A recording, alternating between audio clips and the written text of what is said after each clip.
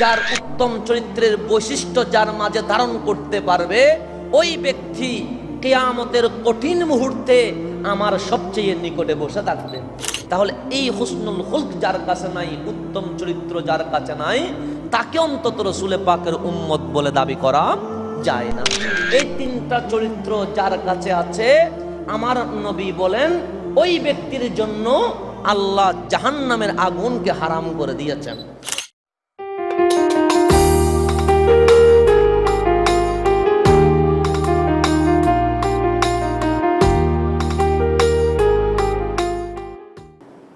তাহলে আল্লাহ নিজেই উত্তম চরিত্রের বৈশিষ্ট্য দিতে গিয়ে মুসলমানদেরকে উদ্দেশ্য করে বলছে, মুসলমান, তোমাদের যিনি নবী, যিনি তোমাদেরকে ইসলাম শিখিয়েছে, যিনি তোমাদেরকে আল্লাহর পরিচয় দিয়েছে, আজ আমি রব্বুল আলামিনকে তোমরা যে প্রভু বলে ডাকছো, রব বলে আহ্বান করছো, মসজিদের মুসল্লি হচ্ছ, আমার জন্য রুকু সিজদা আদায় করছো, যেই নবী আমাকে চিনিয়ে দিয়েছে, তোমাদের নবী হচ্ছেন উত্তম চরিত্রের একমাত্র মডেল। তাহলে এখন আমরা যদি উম্মত হয়ে চরিত্র যদি আমাদের ঠিক না থাকে, তাহলে নিজেকে উম্মত পরিচয় দেওয়ার মতো যোগ্যতা আমরা রাখি না। সেই কারণে আমার রসুলের চরিত্র কিরকম, রসুলে পাক, রসুল, সাহাবায়ে কেরাম, উম্মত, এই উম্মত হওয়ার পরেও, সাহাবী হওয়ার পরেও পজিশনে রসুল হচ্ছে সৈয়দুল আম্বিয়া, ইমামুল মুরসালিন হওয়ার পরেও সাহাবায়ে কেরাম বলছেন, আমরা জীবনে কখনো রসুলকে প্রথমে সালাম দিতে পারি নাই, অনেকবার চেষ্টা করেছি এই রসুলকে আগে সালাম দিব, কিন্তু সব সময় দেখেছি রসুলে পাক আমাদেরকে সালাম দিয়ে দিয়েছে। তাহলে নিজেকে নিচু করে দেওয়া, আমিত্বকে বিসর্জন করে দেওয়া। আমার নবী তো চাইলে পারতেন সাহাবায়ে কেরাম আমাকে সালাম দিবে, আমি কেন সালাম দিব? চাইলে তো মোটে রাখতে পারতেন, চাইলে নিজেকে আমিত্বের মধ্যে রেখে বরত্বের মধ্যে রাখতে পারতেন, কিন্তু আমিত্বকে বিসর্জন দিয়ে সাহাবায়ে কেরাম বলছেন আমরা জীবনে কখনো আগে সালাম দিতে পারি নাই। তাহলে যে রসুল নিজের আমিত্বকে বিসর্জন দিয়ে সাহাবায়ে কেরাম উম্মতকে নবী হয়ে আগে সালাম দিয়ে দিয়েছে, আমরা সেই নবীর উম্মত। ওই নবীর বৈশিষ্ট্যের ব্যাপারে, ইন্নাকা লাআলা খুলুকিন আযীমের ব্যাপারে উম্মুল মুমিনিন মাঈশা সিদ্দিকা তাহেরা রাদিয়াল্লাহু আনহা বলছেন, খুলুকুহুল কুরআন, আমার নবীর চরিত্রের উপমা আমি দুনিয়াতে কোন সৃষ্টির সাথে তো দিতে পারলাম না। আমার সামনে মনে হচ্ছে 30 পারা কোরআনের প্র্যাকটিক্যাল মডেল যিনি, যদি 30 পারা কোরআনের আসল রূপ রহস্য তোমরা যদি জানতে চাও, তাহলে ওই কোরআনের নাম হচ্ছে রাসূলুল্লাহ সাল্লাল্লাহু আলাইহি ওয়াসাল্লাম। তাহলে পবিত্র কোরআনের সম্পূর্ণ মডেলের নাম কি? রসুল আরবি সাল্লাল্লাহু আলাইহি ওয়াসাল্লাম। সেই কারণে 40 বৎসর আমার নবী নবুয়তকে গোপন করেছেন, 40 বৎসর পরে নবুয়তকে প্রকাশ করলেন। কিন্তু যেই 40 বৎসর নিজেকে নবী বলে নাই, রসুল বলে নাই, ওই 40 বৎসরেও মক্কার কাফের যারা রসুলকে কষ্ট দিয়েছিল, নবী বলার পর, রসুল বলার পর, তারাও বলেছে এই রসুলের নাম হচ্ছে আল আমিন, বড়ই বিশ্বস্ত। তাহলে মানুষের হক, মানুষের প্রতি শ্রদ্ধা, ভালোবাসা, মানুষের দুঃখের মধ্যে নিজেকে সঙ্গী করে নেওয়া, সবগুলো যার কাছে পাওয়া যায় উনি হচ্ছেন রসুল আরবি সাল্লাল্লাহু আলাইহি ওয়াসাল্লাম। সেই কারণে রসুলে পাকের মুহাব্বতের নাম ঈমান কেন হয়েছে? বলছে মুহাব্বত তাকে করা হয় যার জীবন আদর্শ নিজের কাছে নেওয়া যায়। তো রসুলে পাককে মুহাব্বত করলে কি হয়? বলছে রসুলে পাককে মুহাব্বত করলে ওনার আদর্শগুলো নিজের মাঝে আসবে, তোমার কাছে মানুষত্ব ফিরে আসবে, পশুত্ব তোমার থেকে মরে যাবে, তখন উত্তম চরিত্রের অধিকারী তুমিই হতে পারবে। তো সেই কারণে উত্তম চরিত্র বললে কতটুকু উত্তম চরিত্র ছিলেন আমার নবী, যেই নবীর চরিত্রের সম্পর্কে মুসলমান সাক্ষী দিতে হয় নাই, বিশ্বের যত মনীষী আছেন তারা বলছেন বিশ্বস্ত বললে, একজন রাষ্ট্রনায়কের মতো রাষ্ট্রনায়ক বললে, একজন সংবিধান প্রণেতার মতো সংবিধান প্রণেতা বললে, তাহলে যাকে চেনা যায় ওনার নাম মুহাম্মদুর রাসূলুল্লাহ সাল্লাল্লাহু আলাইহি ওয়াসাল্লাম। উনি সর্বপ্রথম যিনি মায়ের অধিকার দিয়েছেন, উনি সর্বপ্রথম যিনি মায়ের কদমের নিচে জান্নাত বলে সন্তানকে বলেছে, মাকে অবহেলা করিও না, কারণ তোমার মায়ের ওই পায়ের নিচেই তোমার জান্নাত লুকানো আছে। বাবাকে কষ্ট দিও না, কারণ বাবার সম্মানের পেছনেই তোমার জান্নাত। তাহলে যিনি মা বাবাকে ওতপ্রোতভাবে সন্তানের জন্য ওয়াজিব করে দিয়েছে, তোমার মা বাবা হচ্ছে তোমার জন্য জান্নাত। তোমার বাইরে ঘুরতে হবে না, তোমার ঘরে জান্নাতের চৌকাট বসে আছে। সে কারণে যে মুহাব্বতের নজরে একবার মাকে দেখলো, বসে যে কবুল হজ করেছে কষ্ট করে, যে সওয়াব পেয়েছে মুহাব্বত দিয়ে মাকে দেখার কারণে, হজের সওয়াব সে পেয়ে গেছে। তারপর আসেন মেয়ের অধিকার, নারীর অধিকার। যে নারীকে জীবন্ত কবর দেওয়া হতো, ওই নারীর ব্যাপারে আমার রাসূল বলেছেন, আমি মেয়ের বাবা, আমি মেয়ের বাবা। শুধু তাই নয়, বলছে যার কাছে একটা মেয়ে হবে সেও জান্নাতে যাবে, যার কাছে দুইটা মেয়ে হবে সুন্দরভাবে লালন পালন করলে আমি রাসূল কাল জান্নাতে তোমার সাথে, তুমি মেয়ের বাবার সাথে এইভাবে লেগে লেগে জান্নাতে যাব। তাহলে নারীর অধিকার কতটুকু দিয়েছেন আমার রাসূল। সেই স্বামী উত্তম, যেই স্বামী বউয়ের কাছে ভালো, যার স্ত্রী সাক্ষী দিবে আমার স্বামী ভালো আল্লাহর দরবারে, সেই স্বামী ভালো। তাহলে নারীকে কত অধিকার দিয়েছেন আমার রাসূল, যাদের কোনো অধিকার ছিল না। তাহলে ওইটার নাম হচ্ছে রাসূল, যার কাছে এই হুলুকিন আজিম বলে উপরে যে তুলে দিয়েছেন উত্তম চরিত্রের। বসে আপনার কাছে শুধু উত্তম চরিত্র আছে তা নয়, উত্তম চরিত্রের যতগুলো উপমা আছে পৃথিবীর জমিনে ওই উপমাগুলো নজিরবিহীন ভাবে ইতিহাসের স্বর্ণ করে লিখে দিয়েছেন আপনি রাসূলুল্লাহ।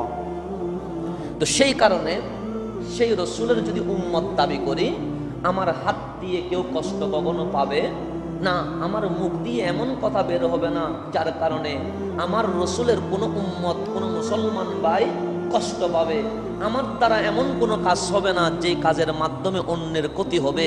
তাহলে এই হুসনুল খুলক যার কাছে নাই, উত্তম চরিত্র যার কাছে নাই, তাকে অন্তত রাসূলে পাকের উম্মত বলে দাবি করা যায় না।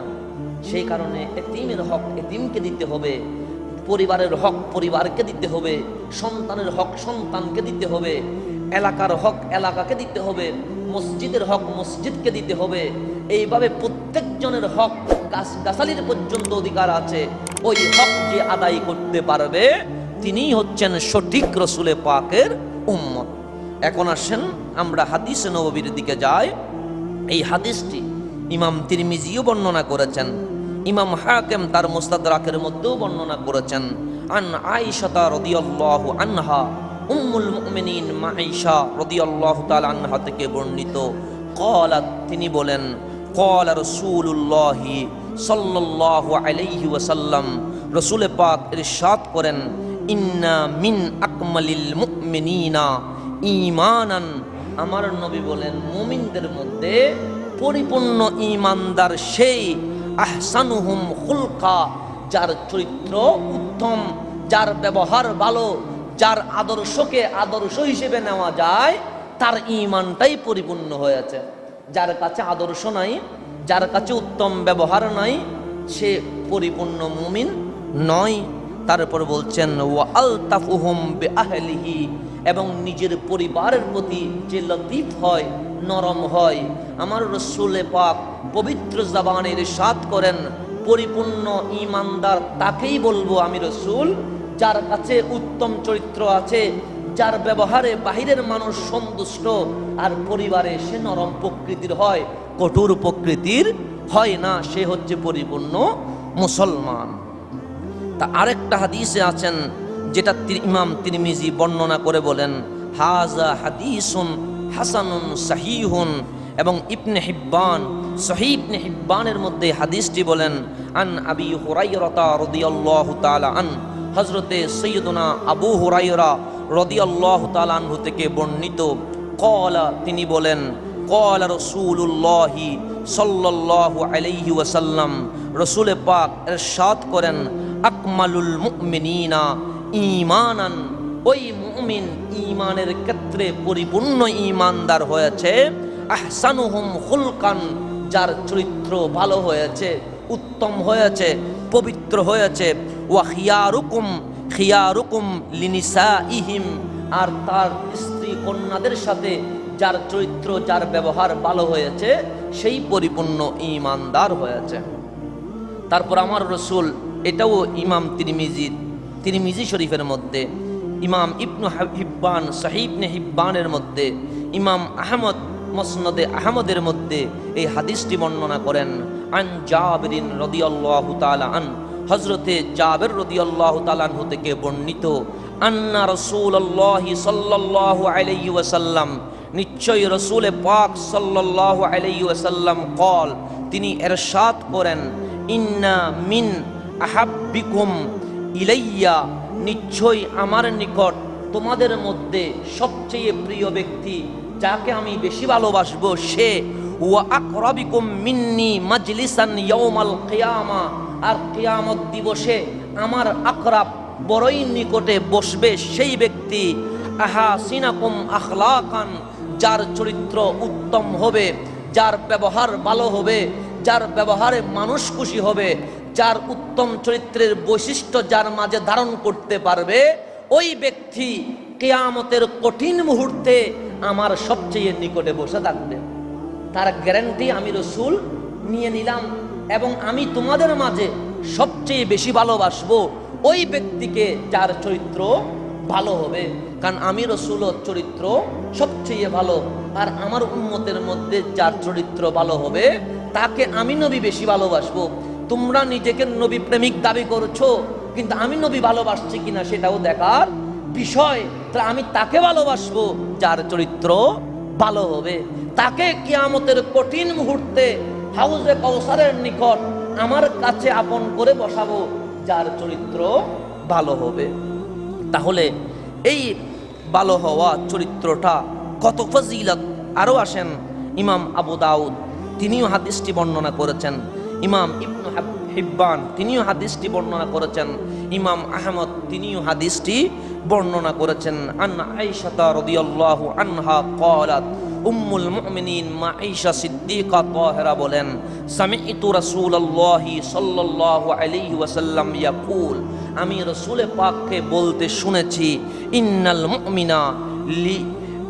মুমিনা লা ইউদরিকু বিহুসনি খুলকিহি দরাজাতাস সাইমিল কাইমে। হযরত উম্মুল মুমিনিন মা আয়েশা বলেন, রাসূলে পাক বলেছেন, যেই মুমিন ঈমানদারের কাছে হুসনুল খুলক উত্তম চরিত্র আছে, ওই উত্তম চরিত্র যার কাছে আছে, ওই ব্যক্তিকে আল্লাহ তাবারক ওয়া তাআলা দিনে রোজা রাখলে রোজাদারকে যে সওয়াব দেন, রাতে কিয়াম করলে, সারা রাত তাহাজ্জুদ করলে তাহাজ্জুদ গুজার মানুষকে যে সওয়াব দান করেন, উত্তম চরিত্রবান ওই ব্যক্তিকে আল্লাহ দিনের বেলায় রোজাদারের সওয়াব দেন, রাতের বেলায় তাহাজ্জুদের নামাজের সওয়াব দান করেন। তাহলে এই একটা চরিত্র আপনাকে রোজাদারের ফজিলত দিবে, রাত্রে কষ্ট করে ইবাদত করা ওইটার ফজিলত দান করবেন। তাহলে কতটুকু উত্তম চরিত্র থাকলে কতটুকু ফজিলত একবার চিন্তা করেন। শুধু তাই নয়, আর একটু সামনের দিকে যাই, যে এটাও ইমাম আহমদ মুসনাদে আহমদের মধ্যে, ইমাম ইবনে হিব্বান সহিহ ইবনে হিব্বানের মধ্যে বর্ণনা করেছেন, আন ইবনে মাসউদিন রাদিয়াল্লাহু তাআলা আন, হযরত ইবনে মাসউদ রাদিয়াল্লাহু তাআলা আনহু থেকে বর্ণিত, আন্না রাসূলুল্লাহি সাল্লাল্লাহু আলাইহি ওয়াসাল্লাম, নিশ্চয়ই রাসূল আরবি সাল্লাল্লাহু আলাইহি ওয়াসাল্লাম ইরশাদ করেন, কল, তিনি বলেন, হুররিমা আলান নারি কুল্লু হাইয়িনিন সাহলিন করিবিন মিনান নাস। রাসূল পাক বলেন, হুররিমা, হারাম ঘোষণা করা হয়েছে, আলান নার, আগুনের উপর, আগুনকে, জাহান্নামের আগুনকে আল্লাহ নিষেধ করে দিয়েছেন। বলছে ওই ব্যক্তিকে জ্বালাইতে পারবে না যেই ব্যক্তির চরিত্র ভালো, তাকে জ্বালাইতে পারবে না। ওয়াসাহলিন, আর যেই ব্যক্তি নরম হবে, করিবিম মিনান নাস, এবং ভালো মানুষের মজলিসের মধ্যে বসবে।